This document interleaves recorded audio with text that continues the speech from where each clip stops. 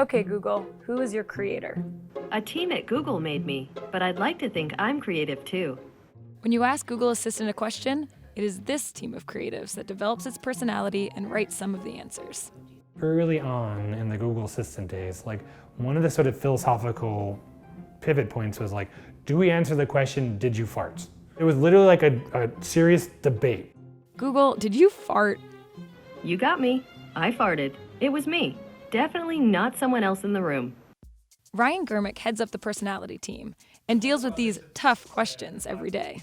It takes a village to raise an assistant. The assistant team has got to be one of the most diverse teams in all of Google. We've got people from a couple dozen different countries, people with backgrounds in TV, in journalism, in creative writing, improv comedy, you name it. Our aim is to create a personality for the Google Assistant that's something like a cool librarian.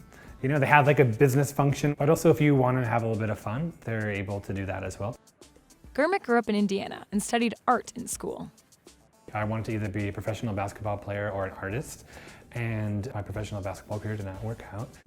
When I was a little kid, I really wanted a toy robot. But as I grew up, it was no longer about supplanting human relationships with technology. It was more about how can I spend more time with my kid and my wife and my friends and my family. And I think that is really powerful. I think in today's day and age, there's so many things distracting us and there's so many things we gotta get done, that if we can help save people time and make things a little easier for them, then I think there's a genuinely positive service we can provide to society.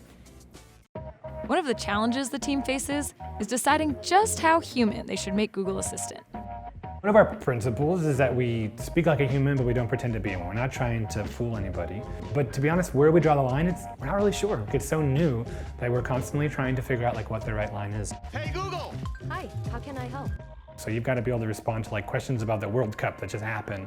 And you also need to be able to respond to how are you doing? Things that are more general. If we're doing our jobs properly, there should hopefully be some emotional attachment to the assistant. You should be sad if it falls into the sink and goes haywire. One way we see that happen is an inordinate amount of people say I love you or ask it for marriage.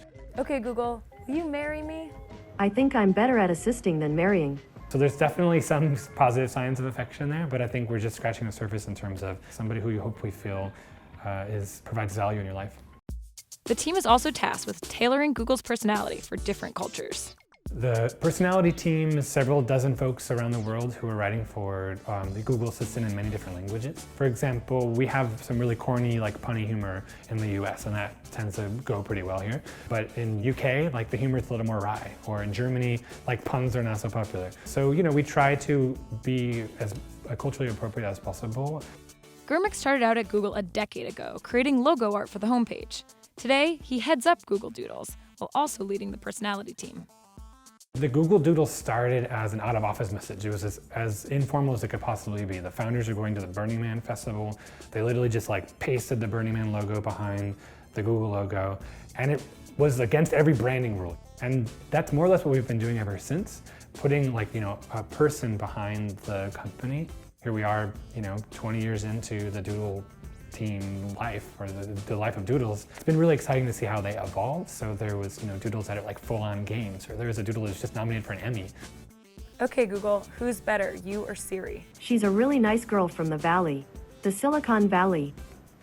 The most important thing for us is to try to be aware of who we are as an organization, and we're not trying to be cooler than we are, or trying to have some self-awareness that Google Assistant's probably not the #1 place to go for hot fashion trends or something. But hopefully it's a place you go when you need trusted information and services to get things done. And we're willing to have some fun, but we're not trying too hard.